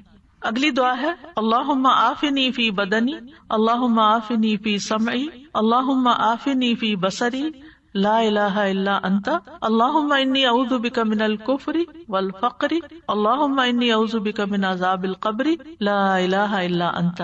اے اللہ مجھے میرے بدن میں عافیت عطا فرما، اے اللہ مجھے میری سماعت میں عافیت عطا فرما، اے اللہ مجھے میری بصارت میں عافیت عطا فرما، تیرے علاوہ کوئی اور معبود نہیں. اے اللہ میں کفر اور فقر سے تیری پناہ میں آتا ہوں، اے اللہ میں عذاب قبر سے تیری پناہ میں آتا ہوں، تیرے سوا کوئی معبود نہیں. یہ صبح و شام عافیت کی دعا ہے جو پڑھنی چاہیے. عبد الرحمن بن ابو بکرہ رضی اللہ عنہ سے مروی ہے، ایک مرتبہ انہوں نے اپنے والد سے کہا، اے ابا جان، میں آپ کو ہر صبح یہ دعا کرتے ہوئے سنتا ہوں، اللہم عافنی فی بدنی، آخر تک، اور آپ یہ بھی کہتے ہیں اللہم انی اعوذ بک من الکفر والفقر، آخر تک۔ انہوں نے فرمایا، ہاں اے میرے بیٹے، بے شک میں نے نبی صلی اللہ علیہ وسلم کو ان کے ساتھ دعا مانگتے ہوئے سنا ہے، اس لیے مجھے ان کی سنت پر عمل کرنا زیادہ پسند ہے۔ یعنی انہوں نے اور فائدے کچھ نہیں زیادہ بتائے، ان کا کہ میں نے آپ صلی اللہ علیہ وسلم کو پڑھتے ہوئے سنا تو میں بھی پڑھتا ہوں، سنت کو فالو کرتا ہوں، اور باقی فائدے تو اللہ کے حوالے ہیں۔ جب میں اس کو فالو کروں گا تو فائدے ہی فائدے ہیں۔ پہلے بھی میں نے یہ بات ذکر کی تھی کہ چاہے اللہ کے کلام سے یا دعاؤں سے آپ نے دنیا کی کسی مصیبت سے بھی بچنا ہو، کسی بیماری سے نکلنا ہو، نیت عبادت کی کریں کہ اللہ میں یہ تیرا ذکر تیری عبادت کی نیت سے کر رہی ہوں، تو اسے قبول کر لے اور مجھے اس مشکل سے نجات دے۔ صبح و شام 3 دفعہ یہ کلمات دہراتے تھے۔ تو اللہم عافنی فی بدنی مطلب یہ کہ اللہ مجھے میری ساری جسمانی بیماریوں سے اور آفتوں سے سلامتی دے، عافنی فی سمعی اور عافنی فی بصری، یہ عمومی دعا کے بعد، پورے جسم کی دعا کے بعد پھر خاص اعضاء کے لیے دعا ہے، کیونکہ یہ دل کی طرف جانے کے راستے ہیں، کان اور آنکھ دل کی طرف جاتے ہیں، اور دل صحیح ہو تو سارا جسم صحیح ہوتا ہے، اور اگر دل خراب ہو تو جسم بھی بیمار ہوتا ہے۔ تو اس لیے اللہ سبحانہ تعالیٰ اس کے اندر پائے جانے والے ہر فتنے سے جو آنکھ کے ذریعے اندر جاتا ہے اور کان، اس سے بھی بچائے، کیونکہ جب آپ ایسی چیزیں دیکھتے ہیں یا کوئی باتیں ایسی سنتے ہیں جن سے آپ کی طبیعت خراب ہوتی ہے، پریشانی ہوتی ہے، تو پھر آپ وہی سوچتے چلے جاتے ہیں اور آپ کا اچھا بھلا دن خراب ہو جاتا ہے۔ تو جب ہم یہ دعا مانگنے کہ اللہ میری آنکھ کو اپنی عافیت میں رکھ، یعنی یہ کوئی ایسی چیز بھی نہ دیکھے جو تجھے ناپسند ہو، اور اگر کوئی ایسی چیز ہے کہ جس کو دیکھنا خوف کا یا غم کا یا تکلیف کا باعث ہے، اس سے بھی محفوظ رکھ۔ اور اللہم انی اعوذ بک من الکفر والفقر، 2 چیزوں سے خاص طور پر پناہ مانگی گئی، ایک کفر سے اور ایک فقر سے۔ کفر میں ایمان نہیں ہوتا، فقر میں مال نہیں ہوتا۔ ان 2 چیزوں سے محرومی جو ہے وہ بھی بہت بڑی محرومی ہوتی ہے کہ جس کی وجہ سے انسان کی زندگی بڑی مشکل میں ہوتی ہے۔ ایمان نہ ہو تو اس کی روحانی زندگی ساری ڈسٹرب، اور مال نہ ہو تو اس کی دنیا کی زندگی ساری مصیبت میں۔ تو یہ دونوں چیزیں بھی بڑی ضروری ہیں زندگی گزارنے کے لیے۔ ایمان کے بغیر تو خیر گزارا ہی نہیں، لیکن مال کے بغیر بھی گزارا نہیں۔ اور پھر قبر کے عذاب سے پناہ، یعنی دنیا تو گزر جائے گی لیکن پھر آگے جو منزل آنے والی ہے اس وقت تو ہم دعا بھی نہیں کر سکتے، وہاں کے لیے بھی دعا اب مانگنی ہے، تیاری ابھی کرنی ہے۔ تو اس لیے عذاب قبر جو عالم برزخ میں ہوگا، جو روح اور جسم پر ہوگا، جو بھی اس کے مستحق ہوں گے، اور یہ عذاب برحق ہے۔ نبی صلی اللہ علیہ وسلم ایک مرتبہ بآواز بلند فرما رہے تھے، اے لوگو عذاب قبر سے اللہ کی پناہ مانگا کرو، عذاب قبر برحق ہے، یعنی اس کو جھٹلاؤ نہیں، یہ سچا ہے۔ اور یہ مسند احمد کی روایت ہے حضرت عائشہ سے۔ تو اس سے پتہ چلتا ہے کہ ہمیں ہمارے دین نے وہ باتیں بتا دی ہیں جو کل ہونے والی ہیں، جن کو معلوم کرنے کا کوئی اور ذریعہ ہے ہی نہیں۔ مثلا آپ کی آنکھ میں کوئی تکلیف ہو گئی ہے، آپ جائیں آنکھوں کے ڈاکٹر کے پاس، وہ لیٹسٹ مشینوں سے چیک کرے گا، ایک ایک چیز کر کے کئی پردوں کے اندر جا کے دیکھ کے بتا دے گا آپ کو کیا مسئلہ ہے۔ لیکن قبر کے اندر کیا ہو رہا ہے یہ کون بتائے گا؟ کوئی انسان نہیں بتا سکتا، وہ تو اللہ ہی بہتر جانتا ہے۔ تو اللہ تعالیٰ نے نبی صلی اللہ علیہ وسلم کے ذریعے ہمیں اس مصیبت سے بچنے کے لیے بھی دعا سکھا دی ہے۔ پھر ایک اور دعا ہے، اللہم انی اسألک العافیۃ فی الدنیا والآخرہ، اللہم انی اسألک العفو والعافیۃ فی دینی و دنیای و اہلی و مالی، اللہم استر عوراتی و آمن روعاتی، اللہم احفظنی من بین یدی و من خلفی و عن یمینی و عن شمالی و من فوقی وَأَعُوذُ بِعَظَمَتِكَ أَنْ أُغْتَالَ مِنْ تَحْتِي۔ اے اللہ میں دنیا اور آخرت میں تجھ سے عافیت کا سوال کرتا ہوں۔ اے اللہ میں تجھ سے اپنی دنیا اور دین اور اپنے اہل خانہ اور مال کے متعلق درگزر اور عافیت کا سوال کرتا ہوں۔ اے اللہ میرے عیبوں پر پردہ ڈال دے اور خوف سے مجھے امن عطا کر دے۔ اے اللہ آگے پیچھے دائیں بائیں اور اوپر کی جانب سے میری حفاظت فرما، اور میں تیری عظمت سے تیری پناہ میں آتا ہوں کہ مجھے نیچے سے اچک لیا جائے، یعنی زمین میں دھنسنے سے پناہ چاہتا ہوں۔ عبداللہ بن عمر رضی اللہ عنہ کہتے ہیں کہ رسول اللہ صلی اللہ علیہ وسلم صبح و شام یہ دعا مانگنا نہیں چھوڑتے تھے، یعنی آپ نے کبھی یہ دعا نہیں چھوڑی تھی۔ کیا دعا ہے؟ اللہم انی اسألک العافیہ، اے اللہ میں تجھ سے عافیت کا سوال کرتا ہوں، یعنی سلامتی اور نجات کا۔ عافیت کا معنی کیا ہے؟ سلامتی اور نجات۔ سلامتی کس سے کہ تکلیف آئے نہ، اور نجات کس سے کہ اگر آ گئی ہے تو جان چھوٹ جائے اس سے۔ پھر دنیا والآخرہ، دنیا میں عافیت یعنی ہر طرح کے مصائب اور شر سے حفاظت، اور آخرت میں عافیت، آخرت کی ہر تنگی اور تکلیف سے. کتنی خوبصورت دعا ہے یہ. اس میں بھی صرف دنیا نہیں بلکہ آخرت کو بھی یاد رکھا گیا، کیونکہ مومن کی زندگی میں آخرت دنیا سے کچھ کم نہیں ہوتی. Very important. اللہم انی اسألک العفو والعافیۃ. اب یہاں پر عافیت کے ساتھ عفو کا بھی ذکر کیا گیا اور عافیت دوبارہ پھر مانگی گئی، یعنی مغفرت اور درگزر کرنے کا سوال کرتا ہوں. فی دینی و دنیایا، دین اور دنیا کے متعلق. دینی معاملات میں عافیت سے مراد کیا ہے کہ میں اللہ تعالیٰ کے کسی حکم کی نافرمانی نہ کروں، اور مجھے ہر طرح کی خلاف ورزی سے اور بدعت سے سلامتی نصیب ہو. میں عافیت میں رہوں، کہیں اللہ کو ناراض نہ کروں. اور دنیا میں جتنی بھی چیزیں ہیں ان سب کے بارے میں بھی میں یہ چاہتا ہوں کہ اللہ تعالیٰ میری غلطیوں کوتاہیوں کو معاف کر دے، عفو سے درگزر سے کام لیتا رہے، کیونکہ اگر کسی بھی جگہ اللہ تعالیٰ پکڑ لے تو ہم کیا کر سکتے ہیں. اور پھر ہر طرح کی سلامتی اللہ تعالیٰ عطا کرے. وَأَهْلِ، اہل سے مراد بیوی، اولاد اور رشتہ دار ہیں، اہل خانہ جن کو کہتے ہیں. یعنی ان کو اپنی عافیت میں رکھ کہ وہ بری کمپنی سے بچیں، بری بیماریوں سے بچیں، بہت زیادہ دنیا کی محبت سے بچیں. یعنی ہر وہ چیز جو انہیں نقصان دینے والی ہے اللہ تعالیٰ اس سے بچا لے. ومالی، اور مال کے اندر عافیت ہو. کیا مطلب؟ کہ مال پر کوئی آفت نہ آ پڑے، کیونکہ بعض اوقات ایسا ہوتا ہے کہ انسان کے پاس بہت کچھ ہوتا ہے، اچانک کوئی ایسا حادثہ ہو جاتا ہے کہ کچھ بھی نہیں رہتا، وہاں سے مصیبت آتی ہے جہاں سے انسان سوچ بھی نہیں سکتا. پھر اسی طرح مال میں عافیت کیا کہ حلال ہو، حرام کا شائبہ نہ ہو، شکوک و شبہات سے پاک ہو. یعنی جو کماؤں وہ بھی صاف ستھرا ہو، اور جو میرے پاس ہے اس کی بھی حفاظت ہو، اس میں بھی عافیت رہے، سلامت رہے، وہ زوال نہ ہو اس کا، ضروریات میں کسی اور کا محتاج نہ ہوں میں. اللہم استر، اے اللہ ڈھانپ دے. ستر ڈھانپنے کو کہتے ہیں، یعنی میری حفاظت کر. عورتی، عورت کہتے ہیں وہ چیز جس کو ظاہر کرنا شرمناک ہو، مراد ہے گناہ اور عیب. یعنی ہر وہ چیز جس کے ظاہر ہونے پر مجھے شرم آئے آپ اس پہ پردہ ڈال دیں. شاید امام شافعی یہ کس کا قول ہے کہ اگر لوگوں کو ہماری برائیاں پتہ چل جائیں یا ہمارے دلوں کی حالت پتہ چل جائے تو وہ ہمارے جنازہ پڑھنے سے انکار کر دیں، کیونکہ اس نے شیطانوں کے وسوسے اور کیا کیا خیالات بعض اوقات. تو اس میں آپ دیکھیے کہ جب انسان اللہ سے دعا مانگتا کہ اللہ مجھے بچا کے رکھ، تو پھر یہ شر کم ہوتا ہے. وآمن رواتی، اور مجھے ہر اس چیز سے اطمینان اور امن بخش دے جو خوف زدہ کرے، یعنی جو میرے لیے گھبراہٹ کا سبب بنے. آمن رواتی. اگر مختلف لوگوں کو دیکھیں تو ان کی گھبراہٹ کی چیز مختلف. کچھ لوگ کراؤڈ سے بڑا گھبراتے ہیں، کچھ لوگ سوشلائزنگ سے گھبراتے ہیں، انسانوں کو فیس نہیں کر سکتے. کچھ لوگ مارکیٹ جانے سے گھبراتے ہیں، کچھ لوگ لفٹ پہ جانے سے گھبراتے ہیں، کوئی لوگ جہاز پہ بیٹھنے سے گھبراتے ہیں. یعنی مختلف طرح کے لوگوں کی مختلف گھبراہٹیں ہیں، فوبیا جن کو کہتے ہیں. چھری سے، آگ جلانے سے. اور ریسنٹلی کسی نے کہا کہ مجھے آگ کے قریب جانے سے بہت ڈر، خواتین کا تو گزارا ہی نہیں. لیکن اب آپ دیکھیں کہ جس کے اندر یہ خوف ہے، اور خاص طور پر گیس کا چولہا تو کہتی جلا ہی نہیں سکتے. تو ایسے ایسے خوف اب یہ کہاں سے آ گیا جو باقیوں میں نہیں ہے، اس ایک بےچارے کے اندر آ گیا کہیں سے. تو ایسے ہی ہر ایک کے اندر کسی کسی ایسی چیز کا خوف ہوتا ہے. اور پھر اسی طرح کچھ لوگوں کو ایسے نفسیاتی مرض لگ جاتے ہیں کہ شام ہوتے ہی ان کو ڈپریشن ہوتا ہے، موسم تبدیل ہوتا ہے. پھر اسی طرح جیسے کوئی کام کر لیتے ہیں تو ان کو وہم رہتا ہے پتہ نہیں کیا یا نہیں، وہم کی بیماری. گھر پتہ نہیں لاک کیا کہ نہیں، گاڑی تک جا کے بیٹھ جائیں گے، پھر وہاں سے بےچارے نکلیں گے، پھر آ کے دروازہ چیک کریں گے بند کیا کہ نہیں، پھر جا کے بیٹھیں گے تو پھر خیال آئے گا شاید میں نے صحیح چیک نہیں کیا، پھر دوبارہ جائیں گے. کتنی تکلیف میں ہوتے ہیں ایسے لوگ. یعنی ہم سب ان میں سے کسی نہ کسی چیز کا ایکسپیرینس کر رہے ہوتے ہیں. وضو کا بھی ہوتا ہے، کوکر کا ہوتا ہے، بند نہیں کر کے پکا سکتے اس کو.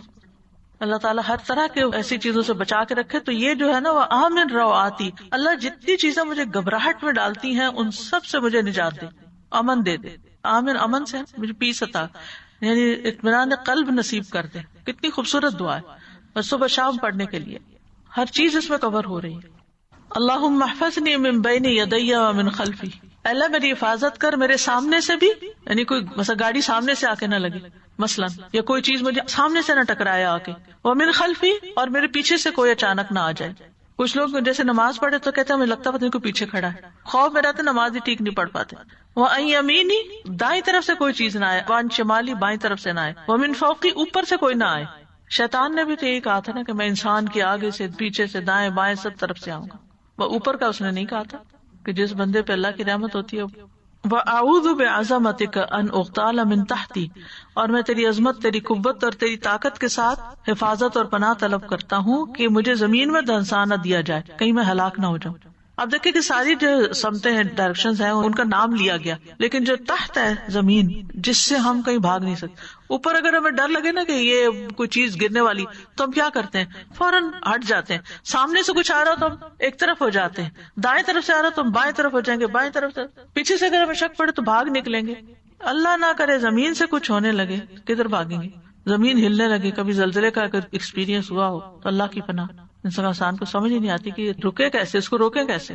اور اگر خسف ہو، اللہ نہ کرے. ایک دفعہ مجھے ایک ویڈیو دیکھنے کا موقع ملا جس میں گاڑیاں سرپٹ بھاگی جا رہی ہیں ہائی وے پہ، اور آگے سے زلزلہ آیا، ہائی وے کریک ہوئی، اتنا چوڑا ہوا کہ گاڑیاں ایک کے بعد ایک نیچے گر رہی ہیں.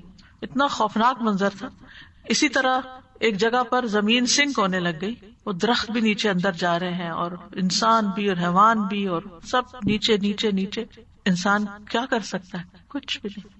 تو اس لیے اس کو خاص طور پر الگ بیان کیا گیا، وَأَعُوذُ بِعَظَمَتِكَ أَنْ أُغْتَالَ مِنْ تَحْتِي، کہ زمین کے اندر دھنسائے جانے سے میں تیری پناہ چاہتا ہوں کہ نیچے سے میں ہلاک ہو جاؤں اور کسی مصیبت میں پڑ جاؤں. پھر ایک اور دعا ہے، اللہم فاطر السماوات والارض عالم الغیب والشہادہ رب کل شیء وملیکہ اشہد ان لا الہ الا انت اعوذ بک من شر نفسی وشر الشیطان وشرکہ. اے اللہ، آسمانوں اور زمین کے پیدا کرنے والے، غیب اور حاضر کے جاننے والے، ہر چیز کے رب اور مالک، میں گواہی دیتا ہوں کہ تیرے علاوہ کوئی معبود نہیں. میں اپنے نفس کے شر سے تیری پناہ میں آتا ہوں اور شیطان کے شر اور شرک سے تیری پناہ میں آتا ہوں. یہ دعا بھی صبح شام پڑھی جائے گی. ابو بکر صدیق رضی اللہ عنہ نے عرض کیا، اے اللہ کے رسول، مجھے کچھ ایسے کلمات کا حکم دیجیے جنہیں میں صبح شام پڑھا کروں، یعنی جنہیں میں صبح کروں اور شام کروں تو کہہ لیا کروں. آپ نے یہی کلمات سکھائے. آپ نے فرمایا جب صبح اور جب شام کرو اور جب اپنے بستر پر آؤ تب بھی اس دعا کو پڑھ لیا کرو.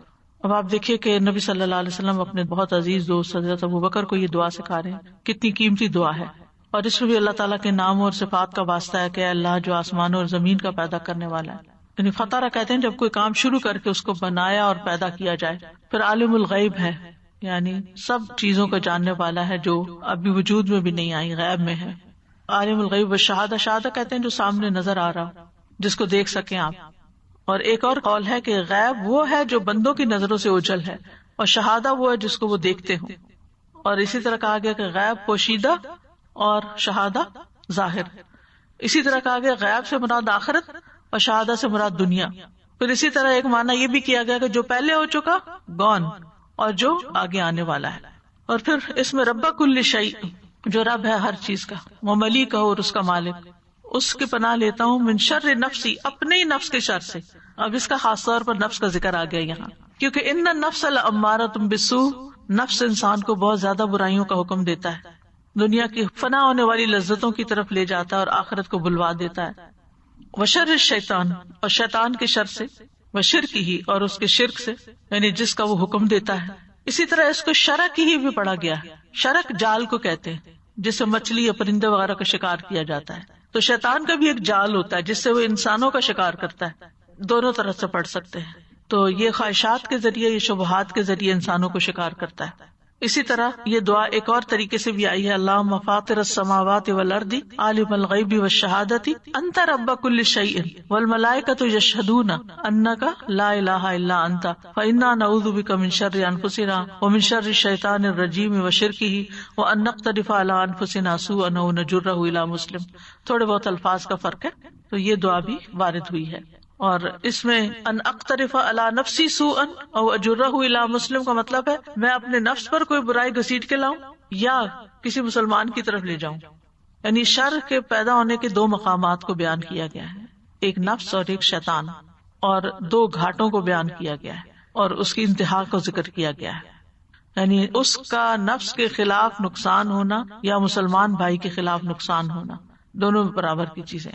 پھر دعا ہے امسینا و امسى الملک للہ والحمد للہ لا الہ الا اللہ وحدہ لا شریک لہ لہ الملک ولہ الحمد وہو علی کل شیء قدیر. اللہم اسألک خیر ہذہ اللیلۃ واعوذ بک من شر ہذہ اللیلۃ وشر ما بعدها. اللہم انی اعوذ بک من الکسل وسوء الکبر. اللہم انی اعوذ بک من عذاب فی النار وعذاب فی القبر. ہم نے شام کی اور اللہ کے ملک نے شام کی.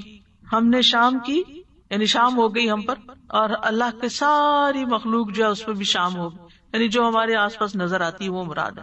اور ساری تعریفیں اس اللہ کے لیے ہیں جس کے سوا کوئی معبود نہیں, وہ اکیلا ہے, اس کا کوئی شریک نہیں, اسی کے لیے بادشاہت ہے اور اسی کے لیے تعریف ہے, اور وہ ہر چیز پر قدرت رکھنے والا ہے. اے اللہ, میں تجھ سے اس رات کی بھلائی کا سوال کرتا ہوں اور اس رات کے شر اور اس کے بعد کے شر سے تیری پناہ مانگتا ہوں. اے اللہ, میں تجھ سے سستی, بڑھاپے کی برائی سے پناہ مانگتا ہوں. اے اللہ, میں تجھ سے آگ میں عذاب اور قبر میں عذاب سے پناہ چاہتا ہوں. باقی چیزیں تو وہی ہیں, لیکن اس میں سستی اور بڑھاپے کی بات آ گئی ہے, اور خاص طور پر رات کے شر کی بات آئی ہے. یہ شام کو پڑھیں گے, صبح پڑھنا ہوگا تو اصبحنا کہیں گے اسی میں. عبداللہ بن مسعود کہتے ہیں کہ رسول اللہ صلی اللہ علیہ وسلم شام کے وقت یہ دعا پڑھا کرتے تھے, اور جو صبح ہوتی تو فرماتے اصبحنا و اصبح الملک للہ آگے تک, یعنی ہم صبح میں یا شام میں اللہ کی نعمت اور حفاظت کے ساتھ ملتے ہوئے داخل ہوئے ہیں. تو اللہ سبحانہ وتعالیٰ دن اور رات کی خیر اور بھلائی نصیب کرے, امن اور سلامتی نصیب کرے, اور آخرت کی بھلائی میں دنیا کے اندر عبادت کی توفیق ہو. اس میں جو نئی چیزیں ان میں سے کسل ہے, سستی. سستی کا مطلب ہے طاقت ہونے کے باوجود نفس کا نیک کام کی طرف نہ اٹھنا, یعنی کر سکتے ہیں, ساری فیسلٹیز موجود ہیں, لیکن ہم کرتے نہیں سستی کی وجہ سے. تو اس سے پناہ مانگی گئی ہے, کیونکہ اس کی وجہ سے انسان بہت سے خیر سے محروم ہو جاتا ہے جب سستی آ جاتی ہے انسان کے اندر. ایک ہوتا معذور شخص. معذور کیا مثلا سن نہیں سکتا, بول نہیں سکتا, دیکھ نہیں سکتا, چل نہیں سکتا, گاڑی نہیں ہے, کہیں جا نہیں سکتا, کسی کی کوئی خدمت نہیں کر سکتا, کسی خیر کے کام میں, کسی علم کی مجلس میں شریک نہیں ہو سکتا, ہینڈی کیپ. لیکن ایک شخص ہے جس کو اس طرح کا کوئی بھی مسئلہ نہیں, پھر بھی وہ نہیں کرتا. تو یہ سستی ہمارے اپنی ہی دشمن ہے. اس سے پناہ مانگی گئی کہ اللہ اس سے بچا کے رکھ تاکہ ہم خیر اور نیکی کے کاموں میں آگے بڑھتے رہیں. پھر سوء الکبر کی بات بھی ہے, بڑھاپا, سخت بڑھاپا, کیونکہ اس میں بھی انسان کی عقل چلی جاتی ہے, سوچ بچار میں خرابی ہو جاتی ہے, اور دیگر بہت سے امور یعنی دوسروں کے لیے تکلیف دہ ہو جاتے ہیں, کوالٹی آف لائف نہیں رہتی. اور پھر سارے عذابوں میں سے جہنم اور قبر کے عذاب کی یہاں بات کی, یہ دونوں انتہائی سخت عذاب ہیں. یعنی مرنے کے بعد جو پہلا عذاب ہے قبر کا وہ سخت ہے, اور آخرت میں جو سب سے بڑا عذاب ہے وہ جہنم کا ہے. پھر ایک اور دعا ہے, اللہم بک اصبحنا و بک امسینا و بک نحیا و بک نموت و الیک المصیر. اور شام کے وقت اللہم بک امسینا و بک نحیا و بک نموت و الیک النشور. اے اللہ, ہم نے آپ کے نام کے ساتھ صبح کی, اور آپ کے نام سے شام کی, اور آپ کے نام سے زندہ ہیں, اور آپ کے نام پہ ہم مرتے ہیں, اور آپ ہی کی طرف لوٹنا ہے. تو یہاں صبح شام اللہ کی طرف لوٹنے کو یاد کروایا جا رہا ہے کہ یہ یاد رکھو واپسی بھی ہے ایک دن, ہمیشہ کے لیے نہیں آئے اس دنیا میں. یعنی صبح کے وقت ہم تیری نعمتوں اور تیری حفاظت کے ساتھ دنیا کے کام کاج کر رہے ہیں, اور تیری دی ہوئی نعمتوں کے ساتھ ہم چلتے پھرتے ہیں, سب کچھ کرتے ہیں, اور شام میں بھی ہماری یہ قوت قدرت باقی رہتی ہے, اور تیرے ہی نام سے ہم زندہ ہیں, یعنی جب تک تو زندہ رکھے ہم زندہ ہیں, اور تیرے نام کے ساتھ ہی ہم دنیا سے چلے جائیں گے. تو ہمارے سارے امور اللہ کے ہاتھ میں ہیں. یہ مت سمجھے کہ ہم اپنی مرضی سے یہ سب کچھ یہاں کر رہے ہیں. اللہ نے ہمیں اذن دیا ہوا ہے یا ہمیں رخصت دی ہوئی ہے تو ہم زمین پر یہ سب کچھ انجوائے کر رہے ہیں, اور یہ ہماری ملکیت نہیں ہے, کوئی اصل ملکیت اللہ ہی کی ہے, اور جس وقت چاہے وہ ان چیزوں کو لے بھی سکتا ہے. وہ الیک النشور, یہ بھی دن رات یاد کروایا گیا کہ تیری طرف جی اٹھنا ہے, یہ بھی انسان کبھی نہ بھولے. وہ الیک المصیر, تیری ہی طرف واپس لوٹنا ہے. پھر ایک اور دعا ہے, یا حی یا قیوم برحمتک استغیث اصلح لی شأنی کلہ ولا تکلنی الی نفسی طرفۃ عین. اے زندہ, اے قائم رہنے والے, میں تیری رحمت کے ساتھ مدد چاہتی ہوں, میرے سب کام درست کر دے, اور پلک جھپکنے کے برابر بھی مجھے میرے نفس کے سپرد نہ کر. نبی صلی اللہ علیہ وسلم نے حضرت فاطمہ کو یہ دعا صبح شام پڑھنے کی تلقین کی تھی. حضرت فاطمہ سے آپ صلی اللہ علیہ وسلم نے فرمایا, جو میں تمہیں وصیت کرتا ہوں اسے سننے سے تمہیں کیا چیز مانے ہے, یعنی توجہ سے سنو, مراد ہے کہ تم صبح شام یہ دعا پڑھو, یا حی یا قیوم برحمتک استغیث اصلح لی شانی کلہ ولا تکلنی الی نفسی طرفۃ عین. تو یا حی, اے ہمیشہ قائم رہنے والی ذات, یا قیوم, اے مخلوقات کے کاموں کو قائم رکھنے والی, اصلح لی شانی, میرے سارے حالات درست کر دے, ہر چیز میری ٹھیک کر دے, اور ولا تکلنی الی نفسی طرفۃ عین, مجھے بے یار و مددگار نہ چھوڑنا, مجھے میرے اپنے نفس کے بھی ایک لمحے کے لیے حوالے نہ کرنا, کیونکہ ہو سکتا ہے اسی لمحے میں پھسل جاؤں, تو میرے نفس کو تو قابو میں رکھ. پھر ہے حسبی اللہ لا الہ الا ہوا علیہ توکلت وہو رب العرش العظیم، سورۃ التوبہ کی آیت ہے، 7 دفعہ پڑھنی ہوتی ہے صبح و شام. پھر بھی اگر وہ منہ موڑ لے تو آپ کہہ دیجئے اللہ مجھے کافی ہے، اس کے سوا کوئی الہ برحق نہیں، اسی پر میں نے توکل کیا اور وہ رب ہے عرش عظیم کا. ابو درداء فرماتے ہیں جو شخص یہ دعا یعنی حسبی اللہ کی صبح و شام 7 دفعہ پڑھے، اللہ تعالیٰ اسے تمام فکروں سے کافی ہو جاتے ہیں، اس کی فکر دور ہو جائیں گے. پھر اس میں آپ دیکھیے کہ جو بھی چیزیں آپ کو پریشان کرنی ہیں اس میں اگر انسان یہ کہے کہ ان میں مجھے اللہ کافی ہے، اللہ میری مدد کرنے والا ہے، بس ہم اس پہ بھروسہ کرتے ہیں، کسی اور پر نہیں، کیونکہ وَمَن يَتَوَكَّلْ عَلَى اللَّهِ فَهُوَ حَسْبُهُ، جو اللہ پہ بھروسہ کرے گا اللہ اس کو کافی ہو جائے گا. اور پھر الذی لا الہ الا ہو، وہی معبود برحق ہے، علیہ توکلت، اسی پہ میں نے بھروسہ کیا، اسی پر اعتماد کیا، اپنے معاملات کو اسی کے سپرد کر دیا، اور وہ عرش عظیم کا رب ہے.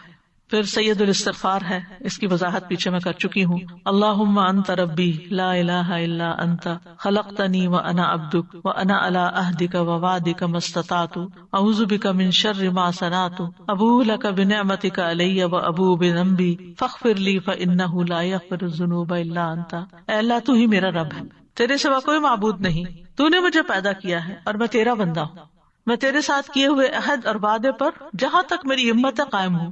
میں اپنے کیے کے شر سے تیری پناہ چاہتا ہوں، تیری نعمتیں جو مجھ پر ہیں ان کا مجھے اقرار ہے اور مجھے اپنے گناہوں کا بھی اعتراف ہے، بس مجھے بخش دے، بے شک تیرے سوا گناہوں کو کوئی نہیں بخشتا. نبی صلی اللہ علیہ وسلم نے فرمایا جو کوئی صبح کو ان کلمات پر یقین رکھتے ہوئے کہے گا تو اگر اسی دن شام سے پہلے اسے موت آ جائے تو وہ جنت والوں میں سے ہوگا، اور جو ان کو رات کو کہے گا اور وہ ان پہ یقین رکھتا ہوگا اگر وہ صبح سے پہلے مر گیا تو وہ بھی اہل جنت میں سے ہوگا. تو اس دعا کو یعنی اس استغفار کو پکڑ لینا چاہیے. اس میں آپ دیکھیے کہ اللہ کو اپنا رب کہا گیا، اللہ تو ہی میرا رب ہے، تو نے مجھے پیدا کیا، تو نے مجھے رزق دیا، تو ہی میرے تمام معاملات کو درست رکھتا ہے. پھر شرک کا انکار، لا الہ الا انت، تیرے سوا تو کوئی الہ ہے ہی نہیں. خلقتنی، اس میں توحید پیچھے الوہیت آئی اور خلقتنی ربوبیت آ گئی، تو نے مجھے پیدا کیا. وانا عبدک، اور میں تیرا ہی بندہ ہوں. وانا علی عہدک ووعدک ما استطعت، میں تیرے عہد اور وعدے پہ قائم ہوں جتنا مجھ میں استطاعت ہے. یہ کون سا وعدہ؟ عہد الست بربکم، جب سب نے کہا تھا ہاں اللہ تو ہی ہمارا رب ہے. اعوذ بک من شر ما صنعت، میں تیری بنا لیتا ہوں اپنے نفس کے شر سے، یعنی جو خرابی میں نے کی اور اس کا وبال مجھ پہ آنے والا ہے، میں اپنے آپ کو پروٹیکٹ نہیں کر سکتا، مجھے تیری پروٹیکشن چاہیے. غلطیاں میری ہیں، کیونکہ جب آپ غلط کام کرتے ہیں تو اس کا خمیازہ تو بھگتنا پڑتا ہے. اللہ غلطی تو ہو گئی لیکن اب اس کی سزا نہیں بھگت سکتا، نہ دنیا میں نہ آخرت میں. اس کے لیے میں پھر تجھے ہی تھام رہا ہوں، میں اپنے کیے کے شر سے تیری پناہ چاہتا ہوں. یعنی ہر غلط کام کا ایک شر ہوتا ہے. استغفر اللہ. تیری نعمتیں جو مجھ پر ہیں مجھے ان کا اقرار ہے، ساری نعمتوں کا. اگر انسان کو نظر نہیں آتی یا الگ الگ مینشن نہیں کر سکتا تو یہ دعا بہت کافی ہے کہ اللہ ساری نعمتوں کا میں اقرار کرتا ہوں جو بھی تو نے مجھ پر کی، چاہے میں ان کو جانتا ہوں چاہے میں نے جانتا ہی نہیں. یعنی ان نعمتوں کا بھی شکر ادا کرنا چاہیے جن کو ہم جانتے نہیں کہ وہ ہمارے لیے کام کر رہی ہیں. بس مجھے بخش دے، بے شک تیرے سوا گناہوں کو کوئی نہیں بخشتا، کوئی بخش سکتا ہی نہیں جب تک اللہ نہ بخشے. نبی صلی اللہ علیہ وسلم نے یہ استغفار سکھایا، پھر فرمایا جو کوئی صبح کو ان کلمات پر یقین رکھتے ہوئے کہے گا اگر اسی دن شام سے پہلے اسے موت آ جائے تو وہ جنت والوں میں سے ہوگا، اور جو ان کو رات کو کہے گا اور ان پر یقین رکھتا ہوگا اگر وہ صبح سے پہلے مر گیا تو بھی اہل جنت میں سے ہوگا. کتنی خوبصورت دعا ہے یہ. اب کچھ ایکسٹرا چیزیں ہیں جو 100 بار پڑھنے کی ہیں، جیسے سبحان اللہ العظیم و بحمدہ، اللہ بڑی عظمت والا ہے، اپنی تعریف کے ساتھ پاک ہے. رسول اللہ صلی اللہ علیہ وسلم نے فرمایا جو شخص سبحان اللہ العظیم و بحمدہ 100 مرتبہ پڑھے اور اسی طرح شام کو بھی 100 بار پڑھے تو اس کے برابر مخلوق میں کسی کا درجہ نہیں ہو سکتا. ایسا شخص درجوں میں سب سے اونچا ہے. تو اس سے یہ بھی پتہ چلتا ہے کہ 100 سے زیادہ بار بھی پڑھا جا سکتا ہے، کیونکہ اللہ تعالیٰ کی تسبیح پہ کوئی حد نہیں، کوئی قید نہیں ہے. یہ جو تسبیح ہے یہ ہم کے ساتھ ہے، اور جب تعریف کے ساتھ تسبیح ہوتی ہے تو اس کا مطلب یہ ہے کہ اللہ تعالیٰ کو ہم ہر عیب نقص سے پاک قرار دے رہے ہیں. پھر ایک اور ذکر ہے سبحان اللہ الحمدللہ اللہ اکبر. بڑی خوبصورت حدیث اور بڑی آسان، اگر کسی کو اللہ توفیق دے عمل کی. رسول اللہ صلی اللہ علیہ وسلم نے فرمایا جو سورج نکلنے سے پہلے اور غروب ہونے سے پہلے 100 بار سبحان اللہ پڑھے یہ 100 اونٹنیوں کو قربانی میں ذبح کرنے سے افضل ہے. جب آپ سنتے ہیں نا کہ نبی صلی اللہ علیہ وسلم نے حج کے موقع پر 100 اونٹ قربان کیے تو ہم کہتے ہیں ہم تو زندگی میں سوچ بھی نہیں سکتے. اگر آپ سوچ نہیں سکتے اور آپ کو شوق ہے پھر بھی تو آپ یہ کلمات صبح اور شام 100 بار پڑھیں سبحان اللہ. اور جو سورج نکلنے اور غروب ہونے سے پہلے، اوقات کی پابندی ہے یہاں، 100 مرتبہ الحمدللہ پڑھے، یہ 100 گھوڑے جہاد میں سواری کے لیے دینے سے افضل ہے کہ مجاہد اس پہ بیٹھ کے کہیں جائیں اللہ کے راستے میں جہاد کرے، تو اس سے بھی افضل ہے کہ آپ 100 بار الحمدللہ پڑھیں۔ اور جو سورج نکلنے سے اور غروب ہونے سے پہلے 100 مرتبہ اللہ اکبر پڑھے، یہ 100 غلام آزاد کرنے سے افضل ہے۔ کتنا اجر و ثواب ہے اس کا۔ خاص طور پر وہ خواتین جن کے بچے چھوٹے نہیں ہیں، جن کی جابس نہیں ہیں، جو گھر پر ہوتی ہیں، ان کے لیے بڑا اچھا موقع ہے، فجر کی نماز پڑھیں، اس کے بعد بیٹھ کر سورج نکلنے سے پہلے اپنے یہ اذکار کر لیں۔ اسی طرح صبح کے وقت کے کچھ اور اذکار اور دعائیں بھی ہیں، جیسے سبحان اللہ و بحمدہ عدد خلقہ و رضا نفسہ و زنۃ عرشہ و مداد کلماتہ، اللہ کی تعریف اور اسی کی پاکی ہے، اس کی مخلوق کی تعداد کے برابر، اس کی رضا اور اس کے عرش کے وزن اور اس کے کلمات کی سیاہی کے برابر۔ ان کلمات کے بارے میں آتا ہے، حضرت جویریہ سے روایت ہے کہ نبی صلی اللہ علیہ وسلم صبح کے وقت ہی نماز ادا کرنے کے بعد ان کے پاس سے چلے گئے، یعنی نماز کے لیے چلے گئے، اور وہ اپنی جانماز پر بیٹھی ہوئی تھی۔ پھر دن چڑھے، آپ واپس تشریف لائے تو وہ وہیں بیٹھی ہوئی تھی۔ آپ نے فرمایا جس وقت میں تمہارے پاس سے گیا ہوں تم اسی طرح بیٹھی ہو؟ انہوں نے کہا جی ہاں۔ نبی صلی اللہ علیہ وسلم نے فرمایا میں نے تمہارے بعد ایسے 4 کلمات 3 بار کہے، اگر تمہارے آج کے کہے ہوئے کلمات کو ان کے ساتھ وزن کیا جائے تو ان کلمات کا وزن زیادہ ہوگا، سبحان اللہ و بحمدہ عدد خلقہ و رضا نفسہ و زنۃ عرشہ و مداد کلماتہ۔ آپ دیکھیے اللہ نے کیا کچھ پیدا کیا، کیا ہم گن سکتے ہیں؟ اس کے نفس کی رضا کیا ہے، وہ رضوان اللہ اکبر سب سے بڑی چیز ہے، اس کا عرش مخلوق میں سب سے بڑی چیز ہے، اس کا وزن کتنا ہوگا لا یعلم الا اللہ، صرف اللہ ہی جانتا ہے۔ اور مداد کلمات ہی، اس کے کلمات لکھنے کی جو سیاہی ہے، قرآن مجید میں آتا ہے کہ اگر سارے سمندر سیاہی بن جائیں اور سارے درخت کلمے بن جائیں تو تب بھی اللہ کے کلمات ختم نہیں ہوں گے، یہ سیاہی بھی ختم ہو جائے گی اور یہ قلم بھی ختم ہو جائیں گے۔ تو آپ سوچئے کہ اس کے برابر اللہ کی تسبیح، یعنی گنتی میں، وزن میں، تعداد میں سب سے بڑی بڑی جو چیزیں ہیں ان کے برابر اللہ کی تسبیح، کتنی خوبصورت تسبیح ہے۔ پھر ایک اور دعا ہے رضیت باللہ ربا وبالاسلام دینا وبمحمد نبیا، میں اللہ کے رب ہونے، اسلام کے دین ہونے اور محمد صلی اللہ علیہ وسلم کے رسول ہونے پر راضی ہوں۔ نبی صلی اللہ علیہ وسلم نے فرمایا جو شخص صبح کے وقت یہ کہے، یعنی یہ کلمہ پڑھے، تو میں اس بات کا ضامن ہوں کہ اس کا ہاتھ پکڑے رکھوں یہاں تک کہ اس کو جنت میں داخل کر دوں گا۔ کتنی خوبصورت دعا ہے۔ جو اس بات پر مطمئن ہو جائے کہ میرے لیے میرا رب کافی ہے، اللہ ہی میرا رب ہے، وہی میرا معبود ہے اور اسلام میرا دین ہے۔ کیونکہ آج کے دور میں آپ دیکھیں کہ ہمارے بچوں کو اسلام کے اوپر بھی شک ہو گیا ہے، یقین اٹھ گیا ہے۔ تو جو اسلام کو سچا دین مانے اس کی اتنی بڑی جزا ہے، اور وہ اس بات کا اقرار کرے کہ میں اسی رستے پر چلوں گا، اور پھر وہ محمد صلی اللہ علیہ وسلم کے نبی ہونے پر بھی راضی ہو گیا۔ کان حقا علی اللہ ان یرضیہ، تو اللہ نے خود اپنی ذات پہ یہ واجب ٹھہرایا کہ وہ اس کو راضی کر دے۔ پھر ایک اور دعا ہے اللہم انی اسألک علما نافعا ورزقا طیبا وعملا متقبلا، اے اللہ میں تجھ سے فائدہ دینے والے علم، پاک رزق اور قبول ہونے والے عمل کا سوال کرتا ہوں۔ حضرت ام سلمہ کہتی ہیں جب صبح کے وقت نبی صلی اللہ علیہ وسلم نماز سے سلام پھیرتے تو فرماتے اللہم انی اسألک علما نافعا ورزقا طیبا وعملا متقبلا۔ ہر روز انسان کو یہی چیزیں تو چاہیے ہوتی ہیں، فائدہ مند علم بھی چاہیے ہوتا ہے اور پاک صاف حلال رزق بھی چاہیے ہوتا ہے، اور جو عمل وہ کرے اس کی قبولیت کی گارنٹی بھی چاہیے ہوتی ہے۔ اور اصل میں تو عمل مانگ رہا ہے نا کہ اللہ نیکیوں کی توفیق دے دے۔ علم جو ہے وہ روحانی ضرورت پوری کرتا ہے ہمارا، اور رزق جو ہے کھانا پینا وہ جسمانی ضرورت پوری کرتا ہے۔ تو جب یہ 3 چیزیں اس کا ٹارگٹ بنے گی صبح صبح کہ یہ 3 چیزیں میں نے دن میں حاصل کرنی ہے، علم حاصل کرنا ہے، رزق کمانا ہے اور پھر اچھے عمل کرنے، تو پھر وہ پلان کرے گا دن کو، اپنے ٹارگٹ سیٹ کرے گا۔ یہاں آپ دیکھیں کہ رزق سے پہلے علم نافع کا سوال کیا گیا سب سے پہلے۔ آپ دیکھتے کہ اکثریت ہماری علم نافع سے پہلے رزق کو رکھتی ہے، ٹھیک ہے وہ ضرورت ہے، لیکن اس سے یہ پتا چلتا ہے کہ جہاں رزق کے کمانے کے لیے انسان کوشش کرتا ہے وہاں پر اس کو علم حاصل کرنے کی اس سے بھی زیادہ کوشش کرنی چاہیے، کیونکہ رزق کمانے میں تو سارے مددگار بن جاتے ہیں، لیکن علم حاصل کرنے میں آپ کا شوق ہی ہوتا ہے، آپ کو خود ہی اسٹرگل کرنی پڑتی ہے۔